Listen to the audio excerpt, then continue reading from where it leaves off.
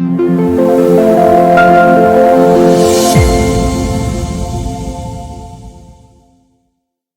Newscape shares History Matters September 16 to September 30 via the Grateful American Book Prize. A biweekly feature courtesy of the Grateful American Book Prize showing our children that their past is prelude to their future by John Grimaldi and David Bruce Smith. On September 17, 1976, America's inaugural space shuttle, the Constitution, was scheduled for liftoff, but then according to the National Air and Space Museum, it was rebranded the USS Enterprise after President Ford reportedly received thousands of petition signatures from avid Star Trek fans across the country. Subsequently, regular exploration of the heavens did not resume until the USS Columbia took off in April of 1981 from Cape Canaveral, Florida. Its two solid rocket boosters put the capsule into orbit for a two-day shakedown mission, and a glider-like return to Edwards Air Force in California.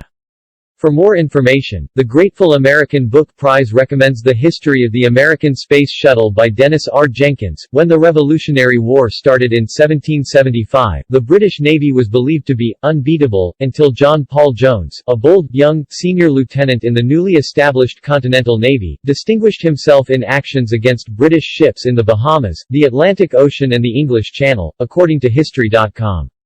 Then, on September 23, 1779, Commander Jones, while aboard his vessel, the Bonhomme Richard, sighted two British warships on the eastern coast of England, the HMS Serapis, and the HMS Countess of Scarborough. After inflicting considerable damage to the Bonhomme Richard, Richard Pearson, the captain of the Serapis, asked Jones to strike his colors, the naval signal indicating surrender.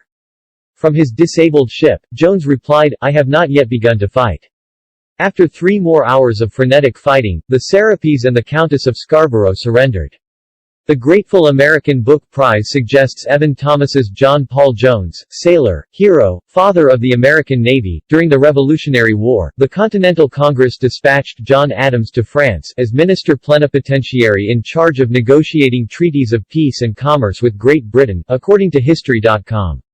By late in 1782, the tide of the war was turning in America's favor, and Adams returned to Paris in October of that year along with John Jay and Benjamin Franklin.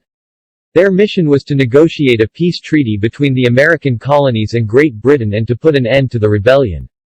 It took almost a year, but eventually, in early September of 1783, both sides signed the Treaty of Paris, ending the American Revolution and formally recognizing the United States as an independent nation. Adams was a founding father, America's first vice president under George Washington, and the country's second president. The Grateful American Book Prize recommends The Treaty of Paris, the precursor to A New Nation by Edward J. Renahan, Jr. Please visit facebook.com/Grateful American Book Prize and please consider subscribing to this channel and visit their website grateful-american-book-prize.com/.